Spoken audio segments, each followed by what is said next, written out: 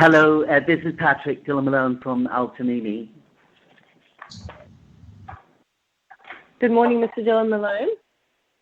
Good morning. I have Karim Basiso as well in attendance. Hi.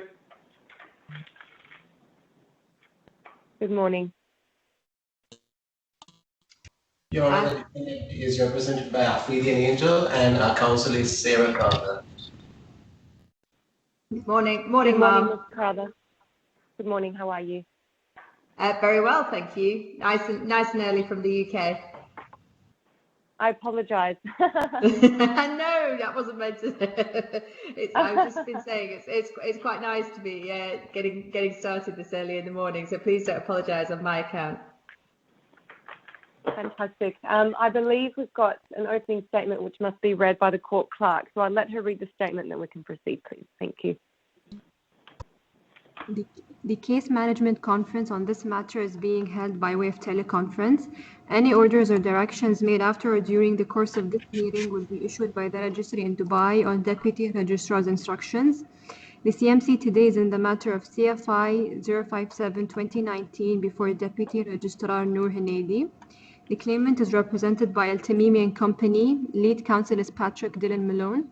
The defendant is represented by Afridi and Angel. Lead counsel is Sarah Carter, QC. Thank you very much. Mr. Dillon-Malone, would you like to start us off, and then we'll hear from Ms. Crapper? Yes, thank you very much, Deputy Registrar. I think, happily, it does appear that there is a good degree of agreement and overlap in terms of procedurally between the parties, that they are agreed on a timetable from here until the autumn for the evidence, and including the expert evidence and other pleadings in the case. The key consideration, I think, that we really need to bring to your attention, and it's a very human one, is that our client has happily given birth to her first child in Toronto in mid-May, and she is presently in Toronto with unfortunately uncertain plans. She is originally from Manchester, where her parents live, and she had hoped after the birth of her baby to go to the UK and spend the summer there. And she also had plans for her husband as well to be with her, and to, in particular, engage with experts in the United Kingdom who would then be in a position to have met her personally and prepare the reports for these proceedings. That plan, unfortunately, is not looking very certain, looking very uncertain. She doesn't know when she will be travelling back in this direction. It looks much more likely she'll be coming straight back to Dubai as soon as possible, because her husband is actually still here and still hasn't seen the baby.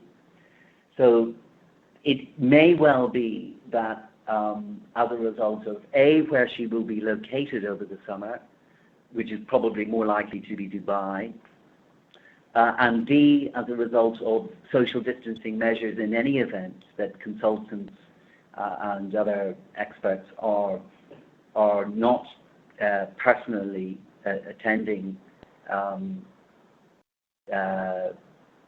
patients or clients for the purposes of investigations and reports, that it's done remotely in any event.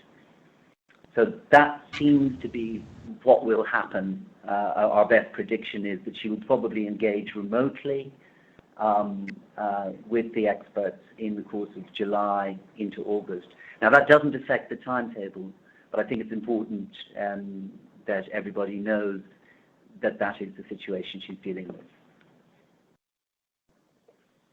Good. And Ms. Crapper, have you got any objection with that? I suspect you wouldn't, given that the CM order has already been agreed. Well, obviously, I think it's the first that we've been aware that the claimant is resident in Canada presently. Obviously, we're very sympathetic to the situation, both with her having a newborn child and also with the pandemic restrictions that are creating very unusual situations. And also appreciate the spirit in which it's suggested that we will try and meet the agreed timetable in any event. I think the only observation I think the defendants would make is that remote consideration of the claimant by the experts may be sufficient for this case, but it may depend on what the experts say about whether they can form a view, and it may be necessary to come back to the court if any of the experts feel that a remote attendance isn't sufficient for them to form their opinion. So I don't want to prejudge that, but I just flag up the fact that obviously we've got to make sure that the experts are still able to do their job, but I mean, hopefully they will be able to. That's fine. I've got no problems with that. What we could do is play it by ear, and then you know, when it does come to the point that the experts need to examine the claimant or engage with her and they can't do so remotely, the parties can just come back to the court to seek an extension of time for the provision of expert evidence. And I'll keep that at the forefront of my mind, and I'll ask the court to make sure that everything comes back to me on the basis that I've dealt with the case management in this case. So I think it's sensible to identify that, but otherwise I've got no objection with the approach of doing everything as remotely as possible to the extent that we can, and then if it's required that extensions of time are sought, we can come back and deal with those as and when, or if and when the need arises. Thank you very much. Thank you both. Well, from my perspective, I'm very happy that this is a agreed CMC on the basis that I usually deal with very complicated ones that last for about 4 or 5 hours. So I'll let you guide me in terms of if you require any direction from the court or anything like that. But to me, everything looks fine. I've had a look at the draft order that's been submitted by the claimant. The only reservation I have is in respect to the exchange of skeleton arguments at paragraph 20. And I note that the parties agreed that the skeletons will be exchanged simultaneously 2 days before the start of the trial. But what we're doing now is we're changing the rule in respect of the exchange of skeletons, because most of our judges are located overseas, but the time difference, 2 days, is insufficient these days. So can I ask that skeletons are exchanged 5 days before the start of trial, please?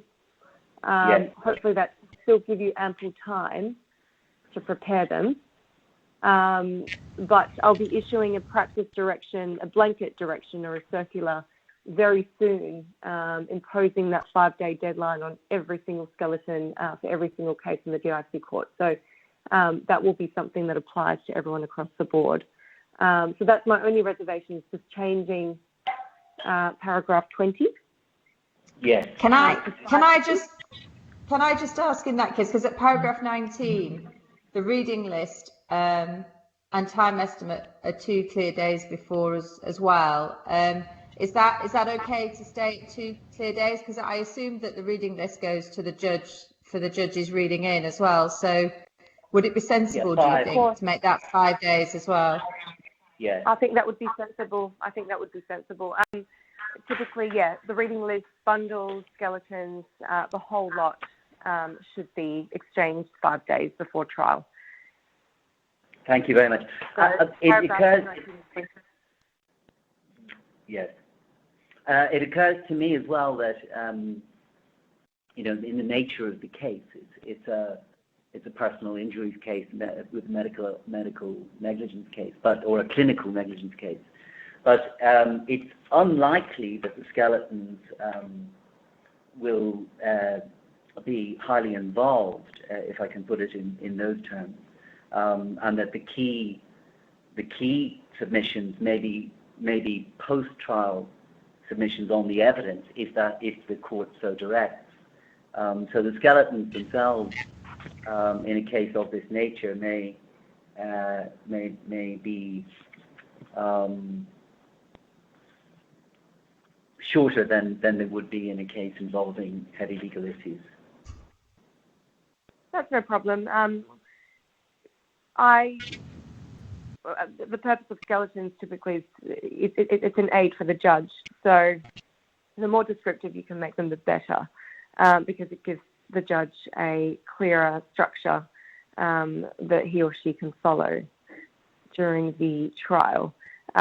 Obviously, I'll leave it to you to decide how much information you wish to include. But I note and I agree to an extent with what you have identified. May I ask a question of clarity about paragraph 12? So the agreed directions provide for each side to instruct 2 experts. The first expert is a medical expert, and that will address all the issues which are identified in paragraph 11. And that strikes us, if I may say, as entirely appropriate and sensible. The question really arises about paragraph 12, with the expert evidence on loss and damage. The claim for loss is substantially loss of earnings. There are also some other types of losses. I guess our question is, what type of expert is the claimant intending to instruct? Because of the timescales involved, the defendant will probably line up any expert in advance so that we don't get behind the timetable. And we would like to ensure that our experts are, I don't know how to put this, appropriate, exactly, so that we don't kind of pass each other. So we would be grateful for a bit further detail as to the claimant's intention as to which expert is going to give evidence about loss and damage. Yes, yes, we have identified an expert, and we do have in mind the type of forensic, a type of 360 global forensic report on any particular specific losses into the future that our client would be claiming for. And I have to say, at this point in time, it hasn't yet been decided whether, in this particular case, a report of that nature will in fact be submitted. But in terms of the CMC, we wanted to identify it. What I propose, perhaps, if I can do, is if you could give me a week or to 10 days from now, I think we will be in a position to engage with the expert that's been lined up in more detail and find out whether we will actually be submitting that report. And I can then identify the expert for you, who will probably be well known to you, and that should enable you to engage with somebody who will be has corresponding expertise. That's hugely helpful, and I guess following on from that, at the moment the claimant's claim is set out in her original particulars. These directions don't actually provide for the losses scheduled to be revised or updated, but if it is the claimant's intention, perhaps if that expert report is obtained and further information is available, if the claimant then does wish to revise her statement of her losses, it might be sensible to have a timetable by which we do that, unless that's something that's going to be put forward at the pre-trial review. That's the only... Yes. Well, certainly, I think we would certainly wish to have that additional detail ready for our client's principal witness statement. And it may be that we can update the particulars of claim at that stage, if that would also assist in terms of particularising them, but we would hope to cover them in any event in her principal witness statement. I think it's really just from the defendant's perspective, the sooner that we can see exactly how the case is put, the better we'll be able to address it. I think that's so. I mean, I'm not putting time pressure on particularly, but I think we ought to have something in the directions that enables that to take place.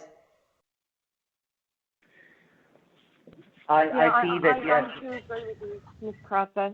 Sorry to interject. I think Ms. Crowther's points are very sensible. Perhaps if we have some timelines for the identification of the expert, and those timelines can also obviously include, the claimant's position in respect of whether such expert evidence will be relied on, i.e. loss of earnings, etc.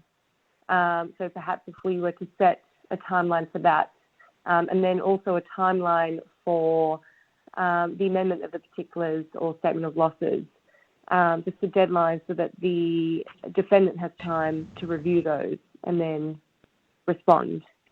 It won't be a problem getting the permission to review the statement of losses. I'm happy to grant that immediately. But yeah, we need to think of, if you could propose perhaps some deadlines, and we can play around with some deadlines, and then incorporate them into the order, that would be helpful. Okay. Well, I'd like to be able to deal with it now, and I propose that we should be able. I think we can deal with it now. I'm conscious that obviously my client, it's mid-June, and if and when Nancy manages to get back to Dubai, perhaps by the beginning of July, I think by the end of July, if we were to identify the 31st of July, I don't know what day of the week the 31st of July is, we could have confirmed to the defendant and the court the nature of any expert report that we will be submitting and the identity of the expert. That would be very helpful. In respect of future losses, in respect of global losses, and including losses into the future. I don't know. Does that assist, Sarah? Absolutely. Yeah. No, that would be very useful, so that then we can determine what expert evidence of our own we would wish to obtain. Good. So 31 July. And we would update our particulars. Can I suggest that we would update our particulars at the same time as submitting our principal witness statement?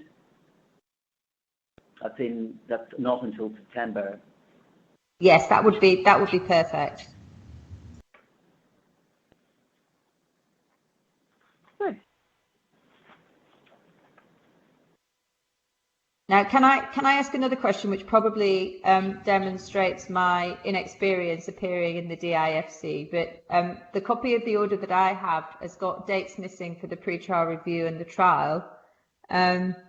Do we have an order which has dates in, or how does that happen? That's a good question. What we usually do is we start scoping judges immediately after the CMC.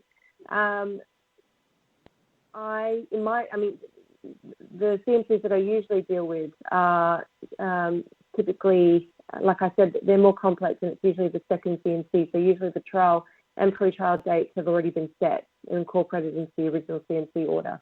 I've got to check with the registry to see if these are populated before we issue the order, or whether they're populated at a slightly later stage after the judge's availability has been identified. But I think immediately after the CMC, it would be helpful to appoint or rather allocate a judge to this case, because I'll be working with them directly. And then finding out their availability soon thereafter and incorporating their availability into the CMC order would seem to me to be the best way to proceed before we issue it. So I think they're meant to be open. I think when the party submits the draft or the agreed order, it's meant to be open, and it's up to the registry to populate. Okay, and is there an opportunity for the parties to indicate what dates of availability they have? I'm just thinking particularly about the claimant as well with her. Absolutely, yeah. Okay. Sorry to be absolutely. sorry to be asking basic questions.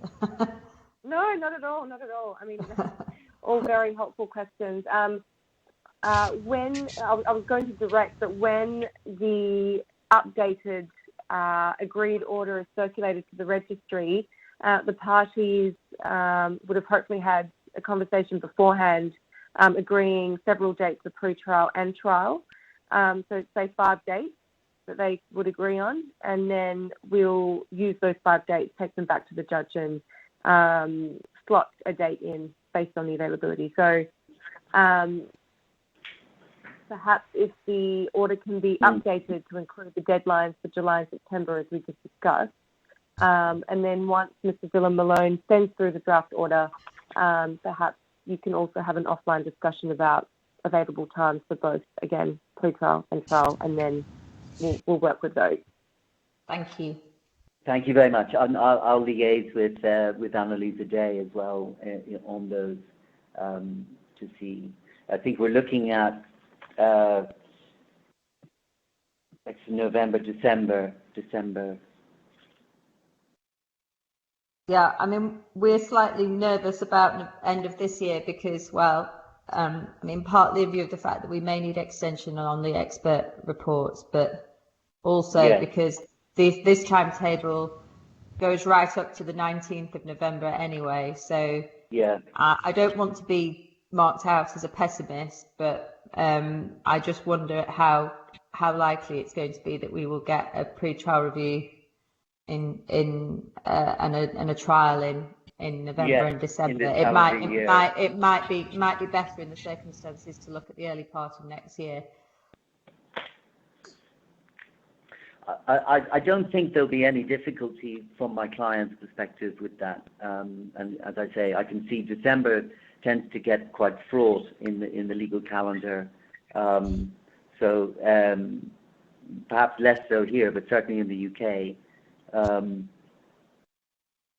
So would that be a difficulty from the court's perspective to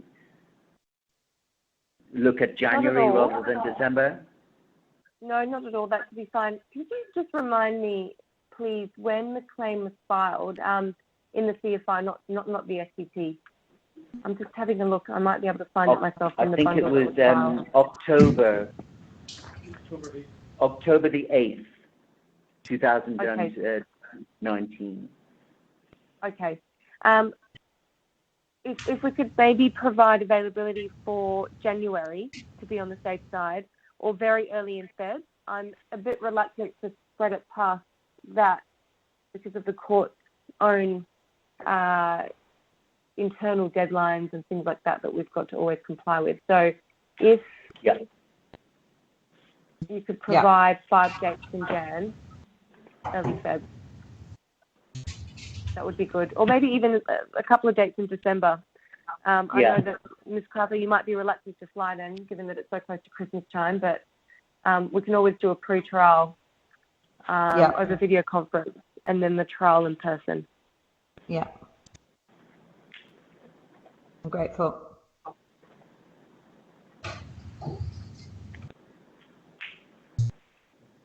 So in the CM order, perhaps, at least in the draft, you can incorporate those, like I said, those dates in draft, and then we can update them solidly when we engage with the judge. Yeah. Thank you very much.